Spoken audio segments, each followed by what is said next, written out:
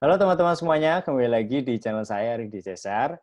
Di video kali ini saya ngajak seorang teman, sahabat juga, teman seperjuangan di waktu dulu ketika kuliah di Inggris gitu. Sampai sekarang kemudian kita sering ngobrol, sering bercerita banyak hal.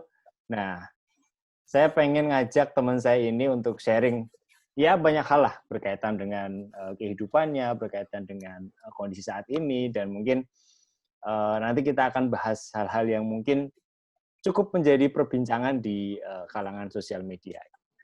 Langsung aja kita sapa. Halo Mas Dana, apa kabar? Halo, Mas Cesar, piye kabare? Baik, Sama-sama baik. wong Alhamdulillah. Cilacap iki. Alhamdulillah, alhamdulillah. Sih, kita nggak usah manggil mas-mas lah, yang biasanya juga Dana kok.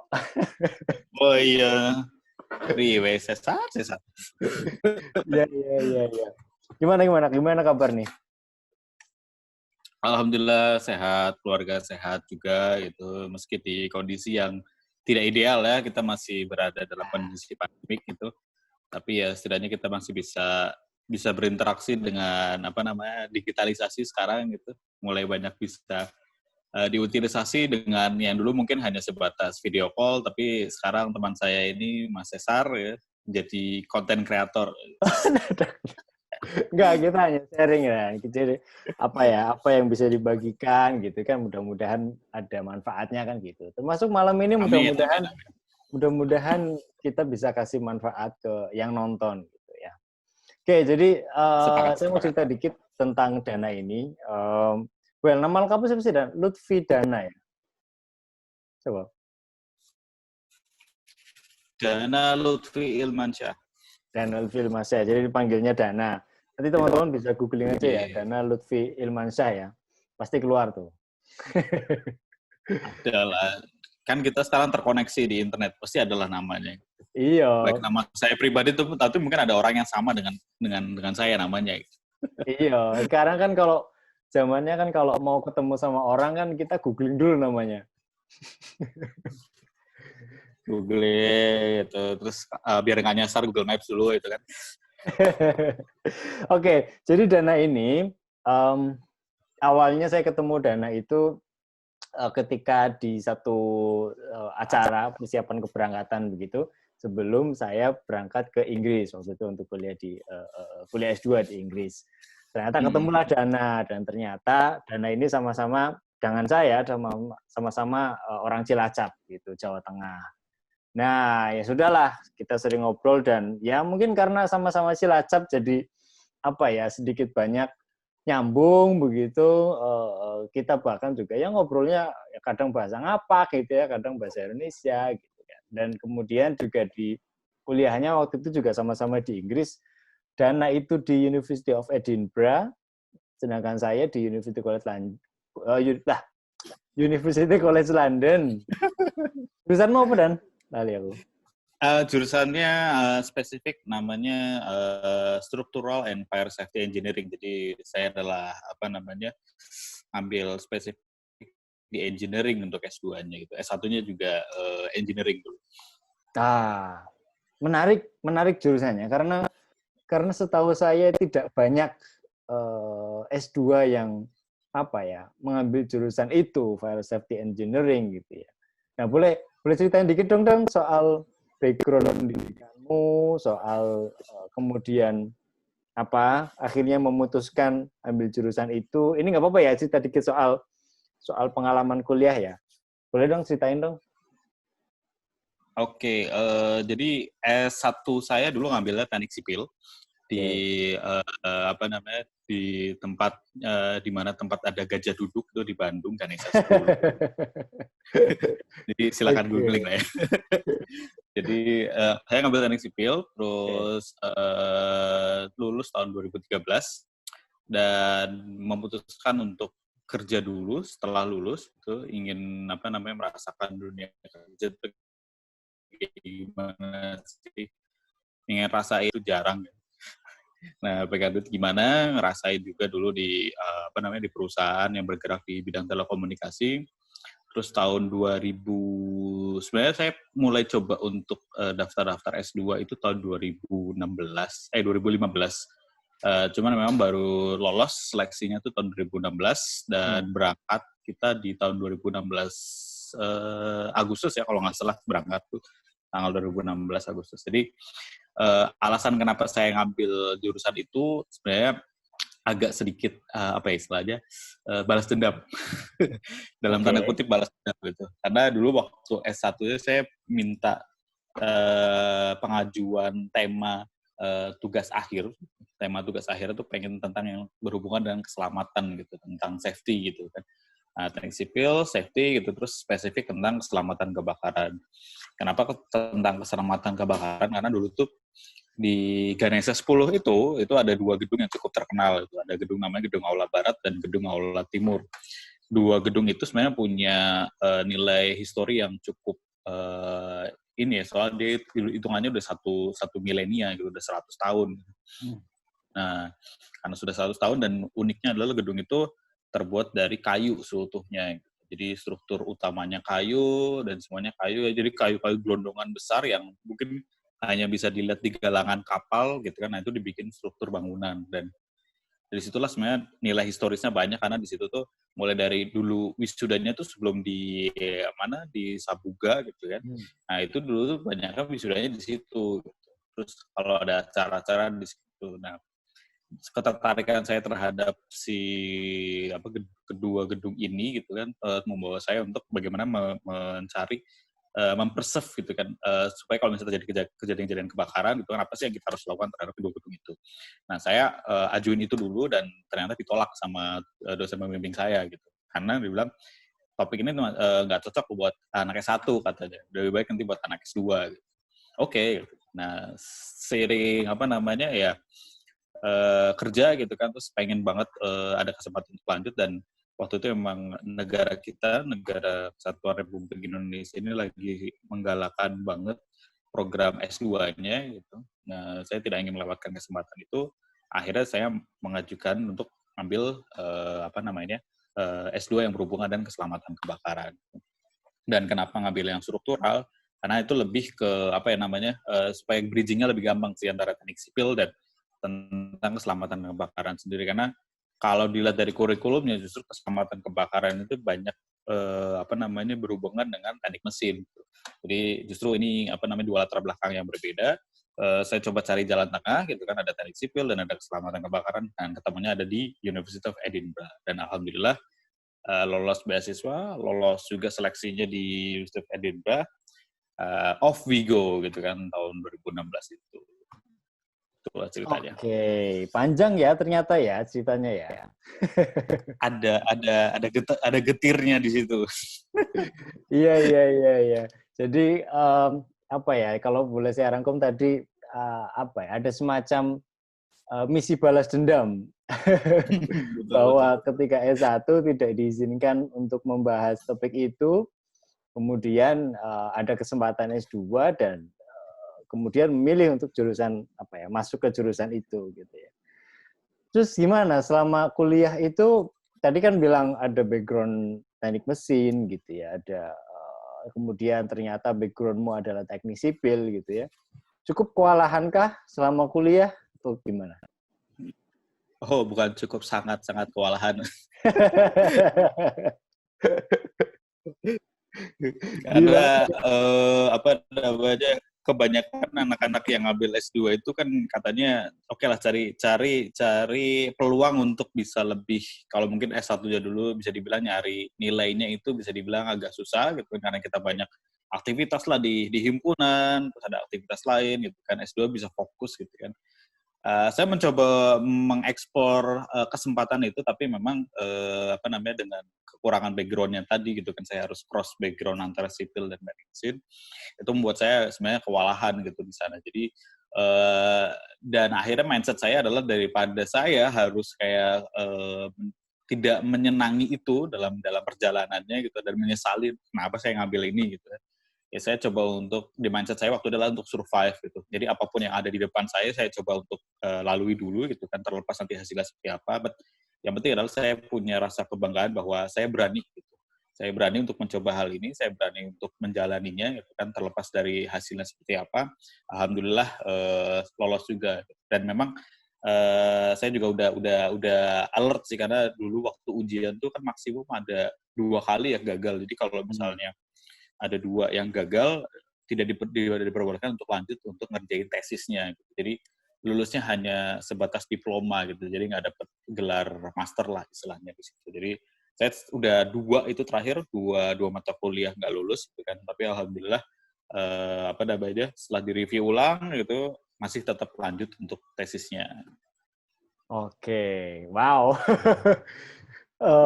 Hampir ya nggak jadi lanjut tesis ya, tapi alhamdulillah kan sekarang bisa lulus dengan apa sih, MSc ya? MSc ya, walaupun nggak ada gelar distinction-nya gitu, tapi saya cukup bangga. Nggak apa-apa. Ya seperti yang tadi kamu bilang tadi, bahwa ada keberanian untuk mencoba. Ini kan satu hal yang baru gitu ya di Indonesia, apalagi belum ada gitu. Dan kamu mungkin salah satu orang pertama kali ya yang di Indonesia yang mendalami ilmu itu mungkin. Bahkan kalau nggak salah di tempat kerjamu juga belum banyak yang tahu soal ilmu itu kan? Sebenarnya untuk klarifikasi, sebenarnya kalau di Indonesia itu sebenarnya udah ada sih. Udah ada. Sorry. Di Universitas Indonesia itu udah ada, tapi memang itu baru istilahnya program yang baru dirintis untuk S2-nya. Tapi saya juga dengar katanya dalam mungkin 2 atau 3 tahun lagi akan ada S1-nya gitu. Jadi memang sedang bergerak ke sana gitu. Jadi dan saya juga bukan yang pertama sih, walaupun memang secara program studinya gitu. Program studinya tuh memang bisa dibilang dalam kurun waktu 5 sampai 10 tahun terakhir baru ada orang Indonesia nyangkut lagi di sana gitu di University of Edinburgh gitu. Jadi clarification, saya bukan yang pertama, tapi memang secara garis besar ini adalah program studi yang sangat jarang. Dan di Indonesia pun kalaupun mau ngobrol masalah topik kayak gini, orangnya itu lagi gitu. Dan memang komunitasnya bisa dibilang sempit. Oke, menarik ngomongin soal jurusan yang langka gitu ya. Plus juga dapat beasiswa gitu ya, plus juga kuliah negeri. Nah ini menarik dan mungkin kamu juga sering menyimak lah ya diskusi ataupun juga wacana yang ada di sosial media belakangan ini gitu ya. Kalau boleh sedikit cerita gitu ya, kalau aku ngelihat sosial media belakangan ini gitu, ada beberapa orang gitu ya yang mengangkat isu terkait dengan privilege gitu ya. Jadi mereka mengatakan bahwa beberapa hal gitu ya. Let's say misalkan kesuksesan ataupun juga keberhasilan dalam bidang tertentu itu juga dipengaruhi oleh privilege yang dipunyai oleh orang itu. Gitu ya. Misalnya bahwa contohnya kasarannya ya, orang yang terlahir kaya misalnya begitu, itu akan perjuangannya mungkin tidak akan seberat orang yang terlahir dari keluarga yang kurang beruntung dalam konteks ekonomi gitu ya, finansial misalnya. Nah, jadi kemudian mereka itu ya sudah kalah start gitu ya untuk memulai satu perjalanan gitu. Nah, ini kan kamu kan juga dapat kesempatan beasiswa, kuliah negeri gitu ya, mencicipi belajar ilmu yang baru ya, ilmu yang masih jarang ya, cukup jarang di Indonesia gitu ya. Gimana kamu melihat wacana tentang privilege itu? Apakah kamu juga merasa bahwa kalau kan buat sebagian orang ya, beasiswa, kuliah negeri itu wow gitu, sebuah kesuksesan gitu ya. Apalagi kamu juga bukan beberapa kali ya, pernah gagal waktu itu mencoba beasiswa. Gimana pendapatmu tentang privilege itu?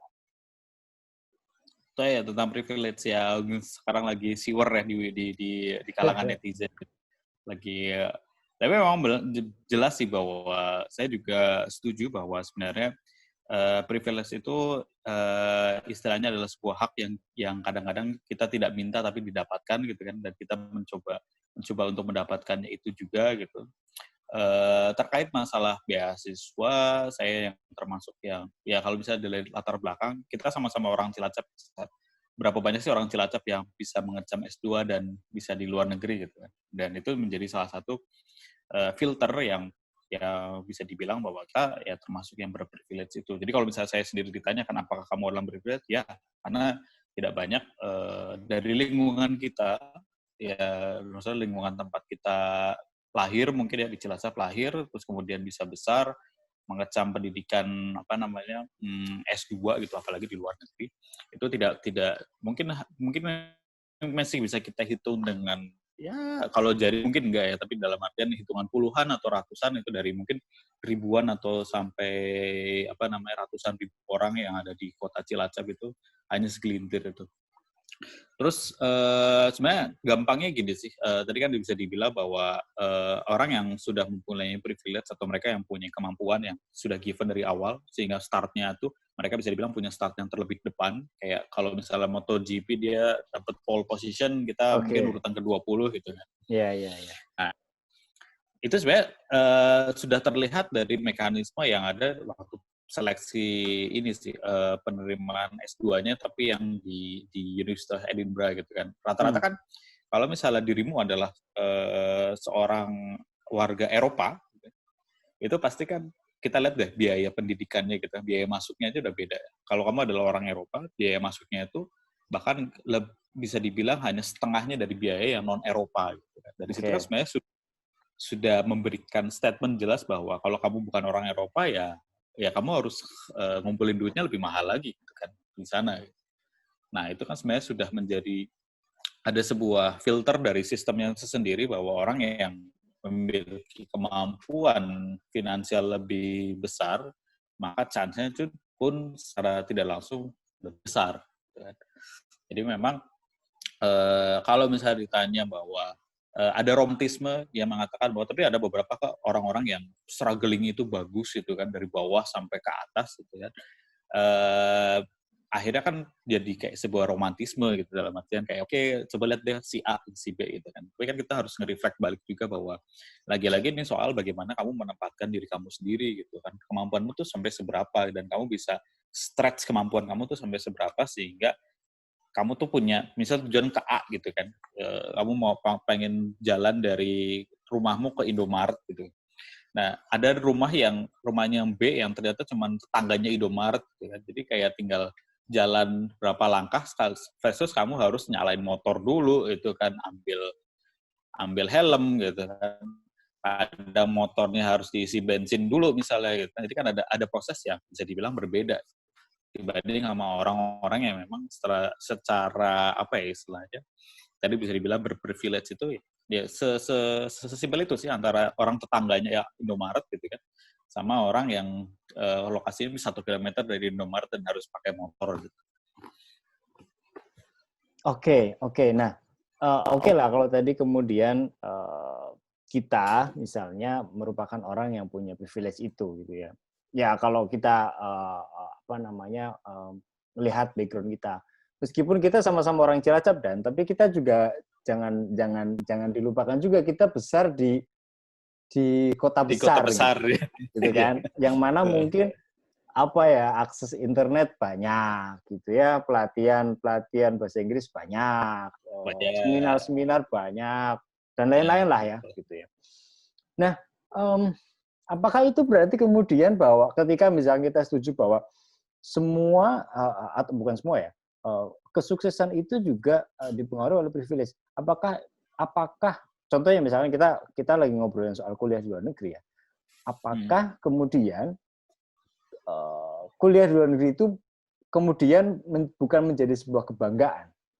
Karena ya orang kemudian mungkin bisa aja bilang wong Cesar sama Dana hidup di kota besar gitu ya, banyak aksesnya gitu kan, gitu aja kok bangga gitu. Apakah seperti itu?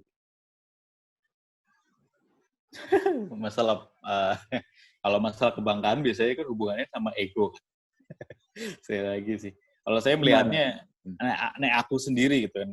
Kalau aku ngelihatnya bahwa sebenarnya kalau kita, dan ini konteks kuliah di luar negeri gitu. Rasa kebanggaan itu wajar gitu. Karena kan memang apa yang membuat kita berbeda dengan orang lain itu kadang-kadang kan menimbulkan tadi ada bangga gitu. Oh, saya berbeda dengan si A dan si B gitu. Berarti kan ada sebuah pembedaan gitu. Cuman memang apakah saya otomatis pada saat saya di luar negeri itu menjadi bangga atau tidak? Kalau misalnya kita lihat dalam konteks pembelajarannya sendiri gitu. Justru saya lebih kayak bisa dibilang semakin kita tahu, kita belajar hal baru gitu kan, itu kan semakin kita merasa bodoh kan sebenarnya. Ya, betul. Jadi semakin kita tahu, semakin bahwa kita tahu bahwa ada yang lebih pintar daripada kita, gitu. Hmm.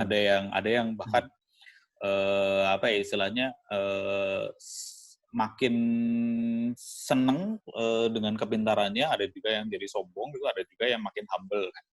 Nah, makanya sebenarnya saya melihat bahwa kebanggaan tersendiri itu memang muncul secara tidak langsung, tapi akhirnya kita ngelihat juga bahwa konteksnya kita mau seperti apa bangganya gitu. Saya melihat kondisi saya waktu itu adalah sebagai orang Indonesia, terus bisa dibilang tadi saya bilang bahwa dalam 5 tahun terakhir itu nggak ada orang Indonesia yang ngambil jurusan itu gitu kan. Nah, dari situ sebenarnya saya melihat apa sih yang sebenarnya saya bisa lakukan gitu kan, untuk bisa lebih melihat dampaknya itu nggak cuma ke diri saya sendiri. Jadi waktu saya sidang tesis terakhir tuh saya pakai belangkon, pakai batik sama Wow, pakai belangkon gitu. wow, cool. Terus gimana? Komentarnya gimana?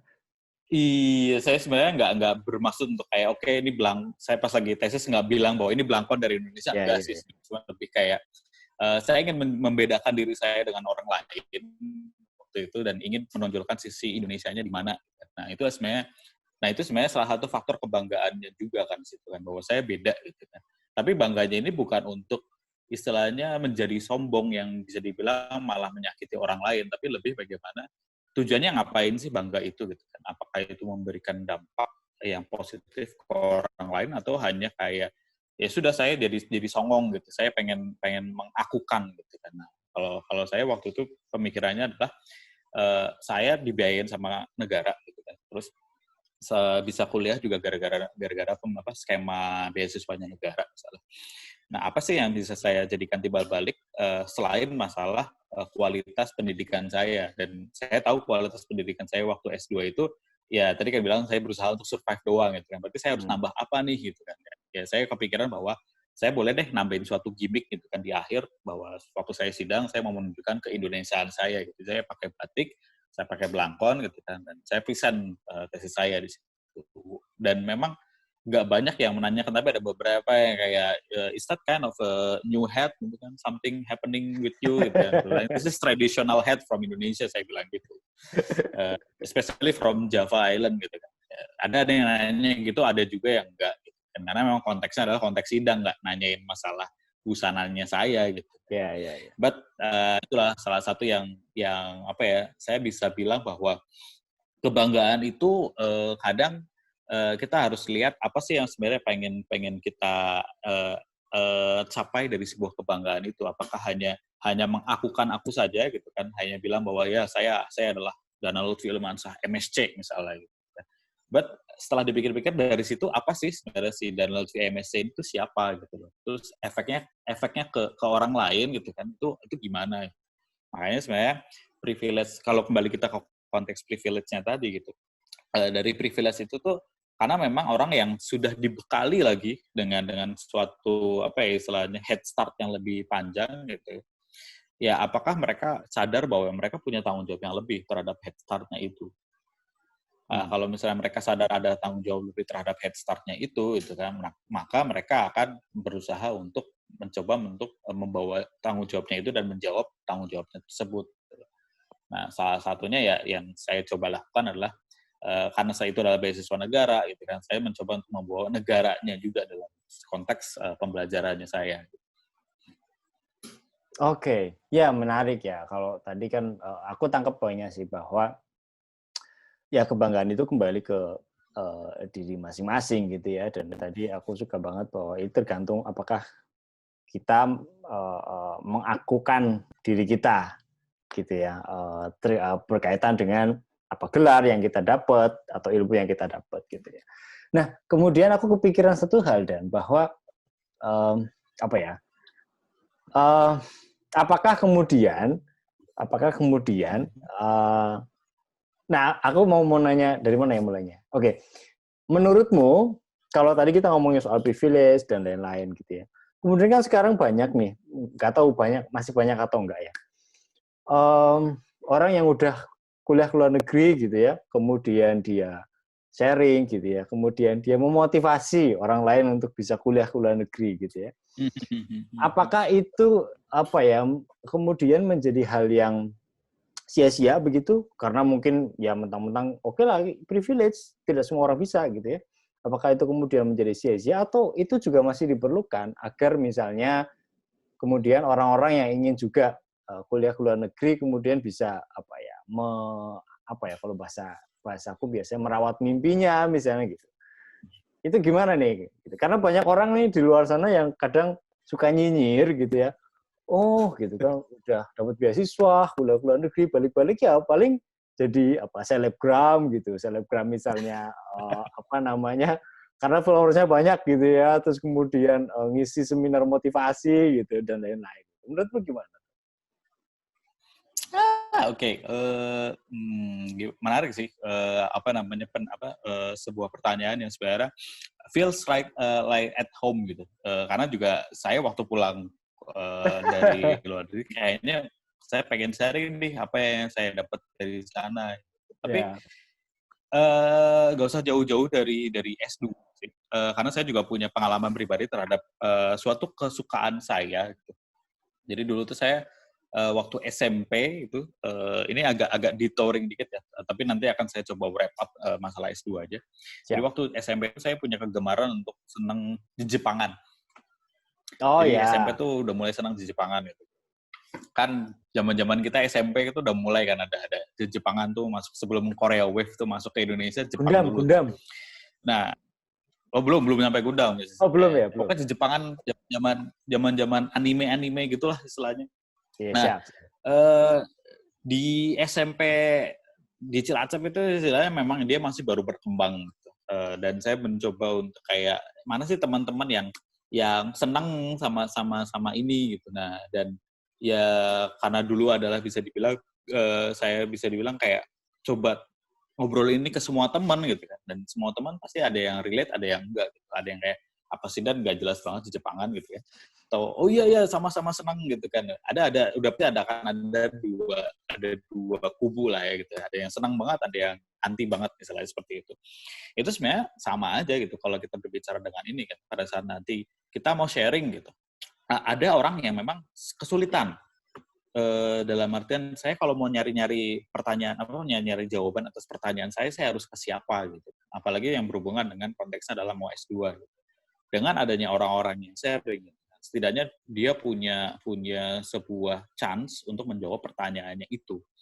Ada juga orang-orang yang memang tidak apa ya istilahnya tidak peduli dengan hal-hal itu ya karena memang tujuan hidupnya adalah bukan untuk nyari S2 misalnya. Salah satu step untuk mendapatkan tujuan hidupnya adalah ya sudah yang penting misalnya gitu kan saya berwira swasta aja gitu kan di kota kelahiran saya bisa jadi orang terkenal dalam kota kelahiran saya bisa nyumbang ini itu dan segala macam. It's fine gitu kan. Nah, akhirnya sebenarnya kita melihat di sini sebenarnya lebih kayak ini sebenarnya untuk siapa gitu. Informasi ini untuk siapa dan tidak salah juga kan sebenarnya bahwa ada orang yang ingin sharing karena memang di pikiran dia gitu kan waktu itu adalah ya saya pengen sharing karena ada posisi positifnya gitu kan. Misal kayak oke, ternyata di luar negeri itu masalah keterlambatan tuh nggak bisa banget lah gitu kan. Kita harus on time gitu kan maupun gitu. Karena bagi dia itu adalah salah satu nilai yang dia dapatkan gitu, value yang dia dapatkan di situ dan mungkin selama dia di Indonesia nggak dapetin itu dan dia merasa pengen share ya silahkan di share. Nah tergantung sekarang ke audiensnya siapa. Nah ada orang yang melihat mencerna informasi mengenai itu langsung nyinyir karena ya mereka merasa tidak relate. Makanya komentar adalah komentar negatif. Tapi yang merasa relate mereka akan kayak oh iya mungkin ada beberapa yang bahkan tadi feels right home gitu kan. Oh, saya juga mengalami hal itu walaupun mungkin konteksnya bukan waktu S2-nya. Nah, jadi ya sekali lagi sebenarnya itu adalah lebih ke bagaimana orang-orang tuh mencerna informasi. Akan ada noise pasti itu kan kita nggak mungkin berada dalam dunia yang nggak ada friksinya gitu. Bahkan yang gampangan aja gitu kan kita sama pasangan kita mau makan apa satu minta nasi goreng satu minta steak misalnya gitu kan itu udah friksi kan masalah-masalah seperti itu apalagi kalau kita berbicara masalah yang lebih istilahnya lebih menentukan masa depan gitu nah itu udah hubungannya lagi lagi ada kemampuan orangnya itu, ada dari masalah merawat mimpinya, memang dari dulu pengen banget S2 gitu, apalagi di luar negeri. Ya. Ada juga kayak ya sudah saya nggak mau S2, saya mau wira swasta, it's fine dan semuanya itu benar. Yang tidak dibenarkan adalah kita berusaha untuk menyakiti opini orang lain tanpa pertama melihat kondisinya gitu. Kayak kita belum apa-apa sudah menjudge bahwa oh kamu nggak S2 gitu kan, nanti kamu akan ketinggalan zaman dan segala macam. Itu kan sebenarnya sudah konteks yang sifatnya sudah bukan urusannya kita gitu. Tapi yang bisa kita katakan, oh kamu mau S2 gitu kan.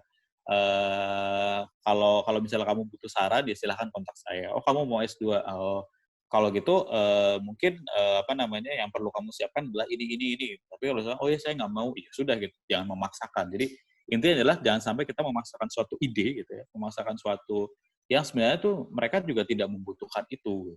Pada saat tidak membutuhkan itu, sekarang pertanyaan adalah, kalau kita menggebu-gebu untuk menyarankan orang untuk S2 gitu kan, dan pada saat nanti S2 orang yang menggebu itu karena dapat informasi kanan kiri dan lebih condong ke S2, terus pas ke S2 merasa sudah tidak mampu gitu, passionnya nggak ada di sana. Gitu. Yang rugi siapa ya orang itu gitu kan, dan secara tidak langsung kita mempunyai andil juga kan untuk hal itu. Makanya sebenarnya lebih kayak kita lihat sih audiensnya gitu kan, dan konten yang informasi yang ingin kita sampaikan itu sebenarnya apakah memang dibutuhkan atau tidak sih sama orang yang sedang bertukar informasi sama kita. Jadi sekali lagi, apakah masih dibutuhkan? Jelas masih dibutuhkan.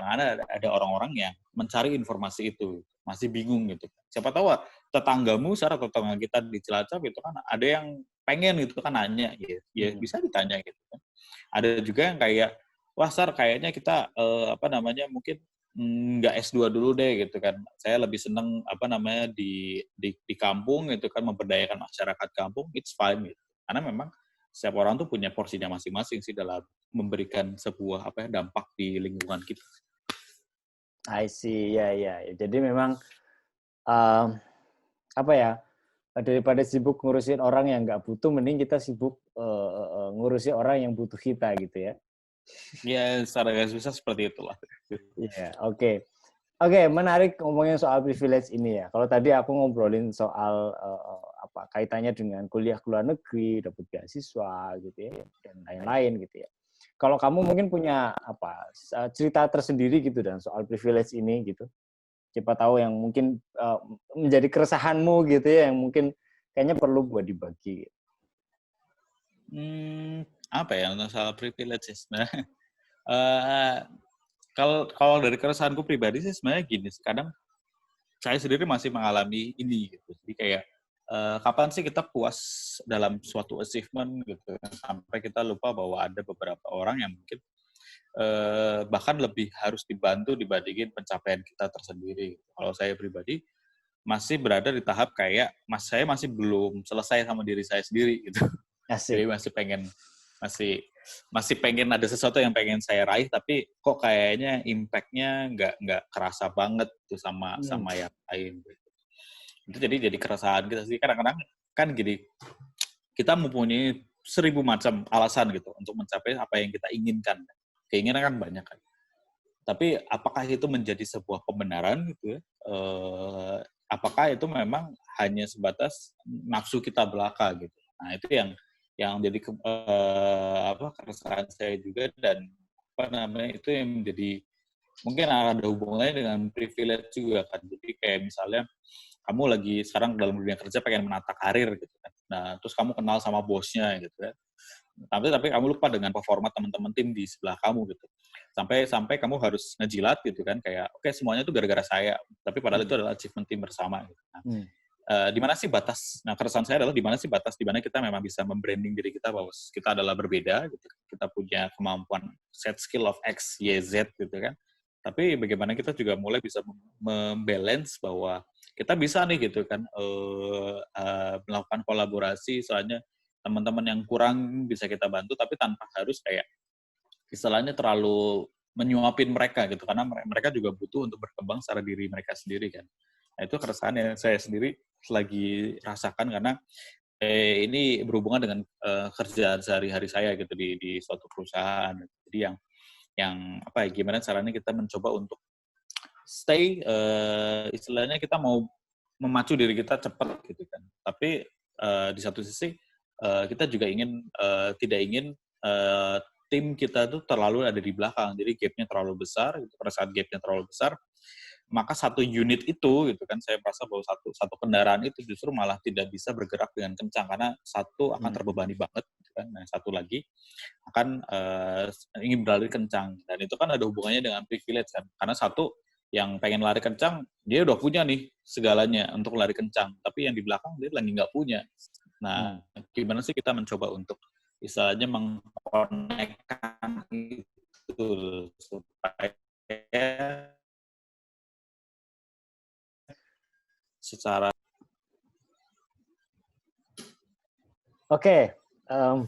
tadi sedikit terputus gimana, Dan. Jadi mengkonekkan apa tadi? Oh, sorry. Iya, connect yang orang yang pengen lari kencang karena punya privilege gitu kan, sama orang yang sifatnya nggak punya privilege tapi dia pengen bareng-bareng naik ke atas gitu loh. I see.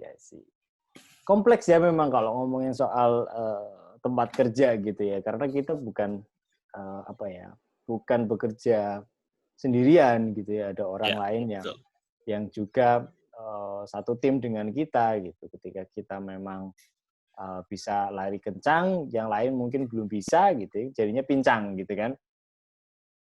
Ya. Sedangkan mungkin di sisi lain juga kita pengen lari kencang, cuman ya gimana, kita harus juga tetap beriringan. Oke, dan menarik ngomongin soal privilege ini gitu ya. Dan juga tadi soal kuliah luar negeri, soal karir juga gitu ya. Ada pesan-pesan khusus mungkin buat yang nonton gitu ya. berkaitan dengan karena gini, ketika to be honest ya, jadi kalau aku dari sisi aku ya, kadang tuh aku belakangan ini tuh suka ketika misalkan diminta untuk sharing untuk tentang pengalaman S2 gitu ya, kuliah di luar negeri.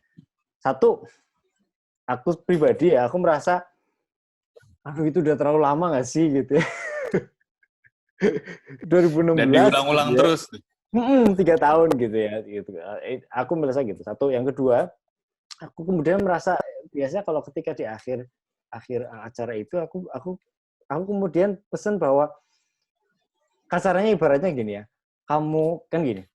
Ibaratnya yang nonton tuh banyak gitu ya.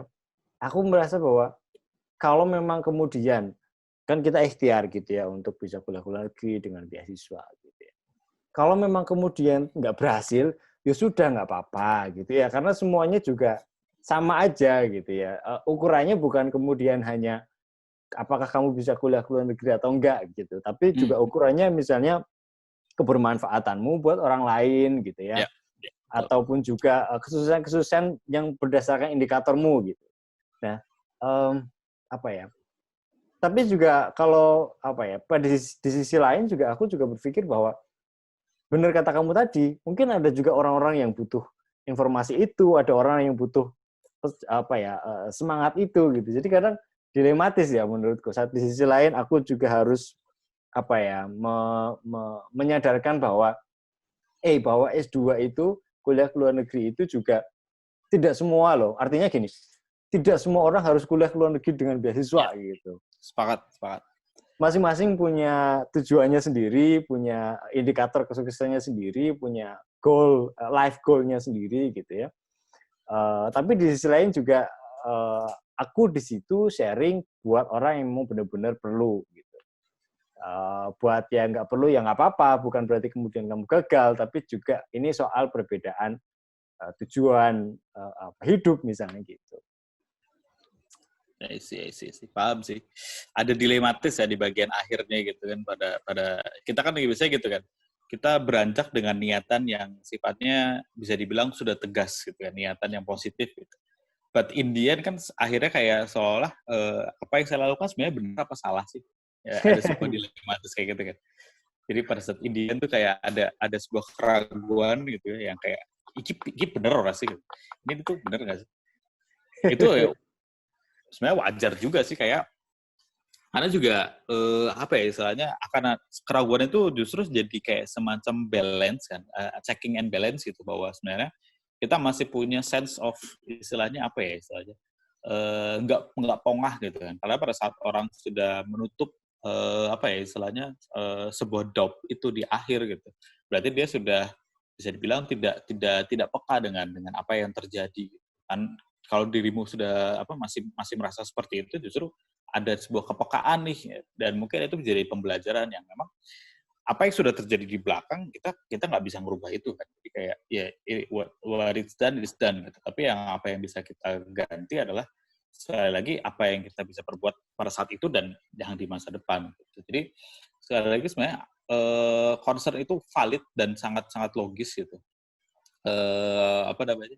Kalau saya pribadi untuk masalah ini gitu, saya juga bahkan tidak pernah ada satu hari di mana saya juga sedikit mempertanyakan, saya benar nggak sih ngambil jurusan itu? Jurusan S2 itu saya hampir tiap hari nanyain gitu. Apalagi kalau misalnya ada suatu hal yang berhubungan dengan apa namanya studinya itu.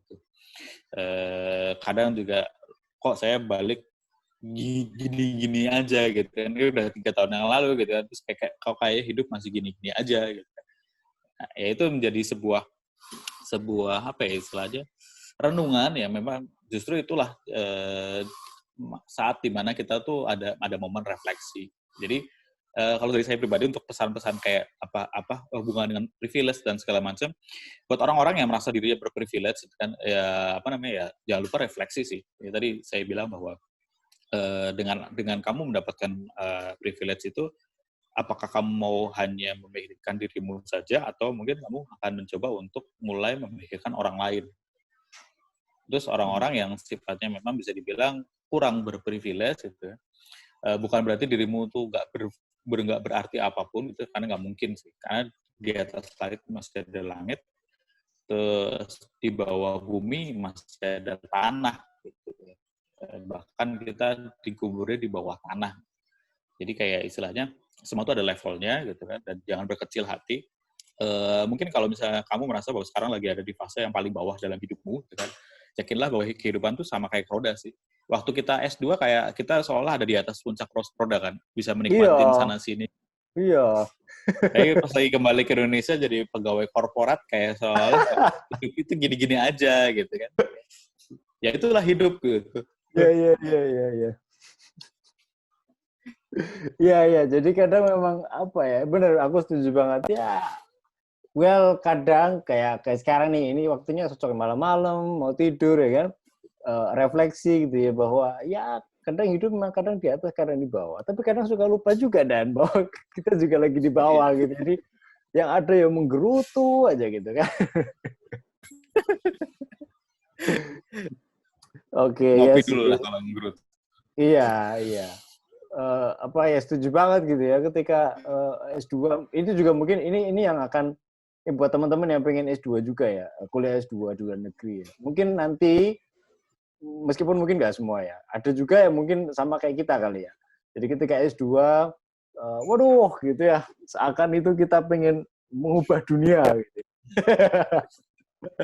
Tapi ketika balik ke Indonesia gitu kan, menghadapi dunia nyata, wow, ternyata kompleksitasnya bukan tidak mungkin, kompleksitasnya ternyata jauh lebih Jauh. kompleks daripada yang kita bayangkan gitu kan. Ya, betul. Mantap. Oke, Dan, thank you banget obrolan malam ini.